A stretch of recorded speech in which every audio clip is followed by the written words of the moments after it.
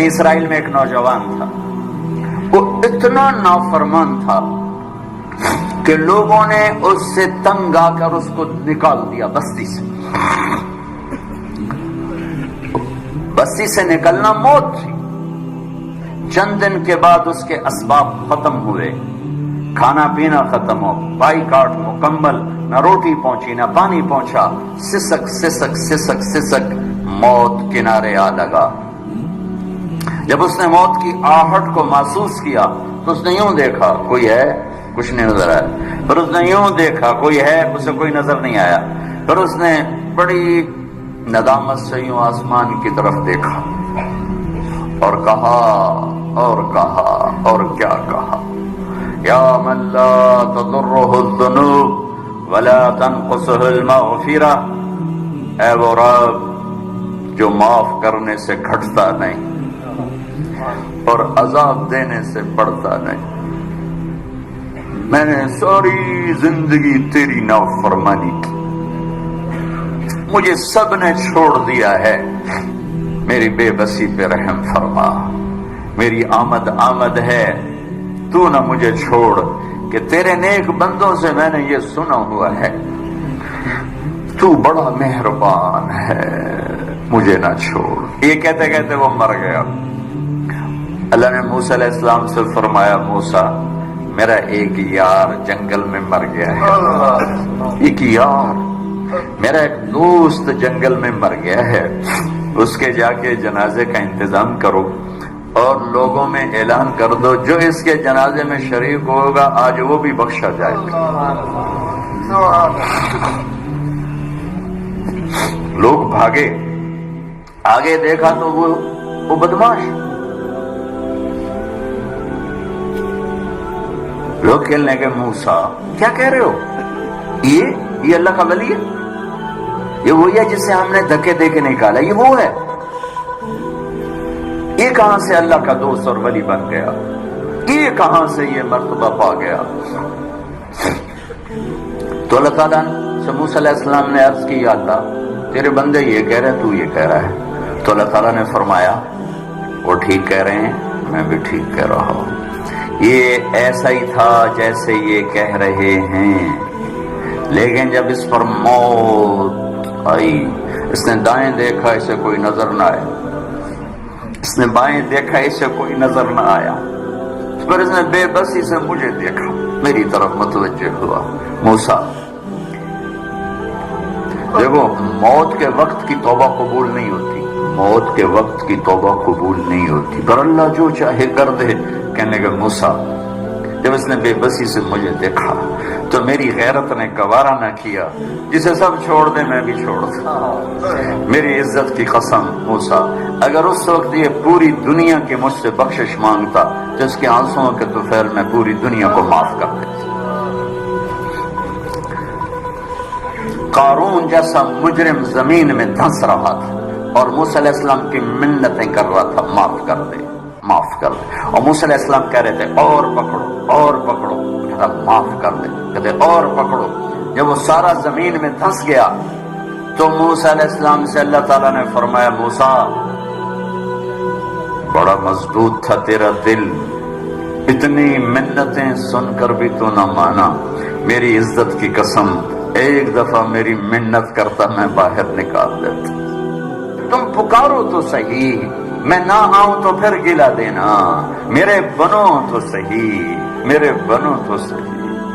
حضرت عمر کے زمانے میں کویت گایا کرتا تھا، روٹی بناتا تھا، آواز بڑھاپا آ گیا، آواز ختم ہو گئی، لوگوں نے سننا چھوڑ دیا، روٹی بند ہو گئی، تو جنت البقیع قبرستان میں بیٹھا اللہ سے کہہ رہا، یا اللہ آواز دی تو روٹی بھی ملتی تھی، آواز گئی تو روٹی بھی گئی، تو مہربان ہے، ایک میرے فاقے پہ رحم فرما، میرے رزق کا بندوبست فرما۔ حضرت عمر رضی اللہ تعالیٰ عنہ مسجد میں سوئے ہوئے تھے، تو ان کو خواب میں آواز آئی، میرا ایک بندہ بقیع میں مجھے پکار رہا ہے، اس کی مدد کو پہنچو اے عمر۔ عمر رضی اللہ تعالیٰ عنہ ایسا اٹھے، خوف زدہ، نہ سر پہ ٹوپی، نہ پگڑی، نہ پاؤں میں جوتا، دوڑ لگائی جنت البقیع کی طرف۔ وہ بڑے میاں ایک جھاڑی کے پیچھے بیٹھا اللہ سے باتیں کر رہا تھا۔ جب وہ تیزی سے اندر داخل ہوئے تو قدموں کی آہٹ، اس نے پیچھے مڑ کے دیکھا تو عمر، اس نے کہا آ گیا عمر گھوڑا لے کر پٹائی کرنے۔ وہ بھاگا اٹھ کے، تو عمر نے فرمایا رکو رکو رکو، میں خود نہیں آیا، بھیجا گیا ہوں۔ تو وہ کہنے لگا کس نے بھیجا ہے؟ کہا وہی جس سے باتیں کر رہے تھے اس نے بھیجا۔ تو اس کی ایک چیخ نکلی اور بیٹھ گیا، کہنے لگا میرے رب، ساری زندگی تجھے بھلایا،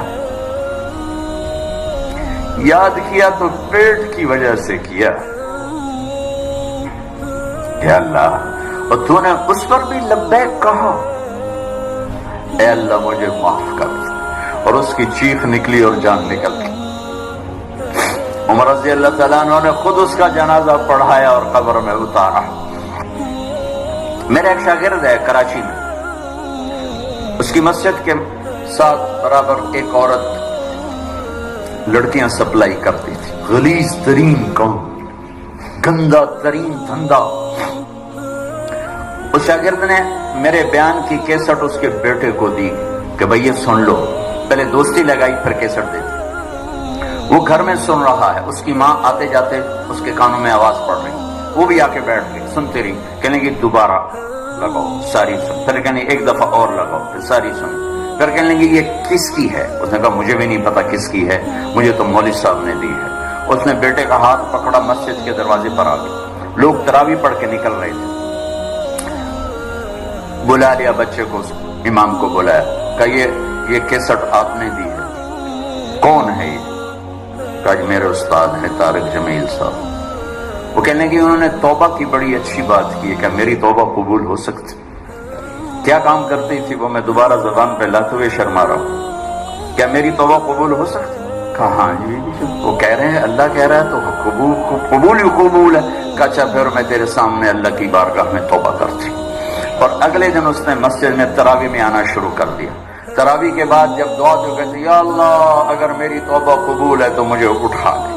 ساری زندگی کام کیا کیا میں نے بتا دیا ہے۔ یہ 5واں روزہ ہے اور وہ روز تراویح کے بعد کہتی یا اللہ میری توبہ قبول ہے تو مجھے اٹھا لے۔ 29ویں تراویح سجدے میں اللہ نے اٹھا لیا۔ ساری زندگی کیا کر کے گزری اور موت رابعہ بصری جیسی آئی۔ تو میرے عزیزو، میرے بچوں، میرے بھائیوں، میری بیٹیوں، اللہ سے صلح کر لو، اللہ سے صلح کر لو، اللہ سے صلح کر لو۔ وہ ہمارا بن گیا تو من کان للہ کان اللہ لہ، ان وجدتنی وجدت کل شیء وان فتنی فاتک کل شیء وانا خیر لک من کل شیء۔ میرا بندہ میری طلب میں آ، میں ملا، سب کچھ ملا، میں نہ ملا، کچھ نہ ملا۔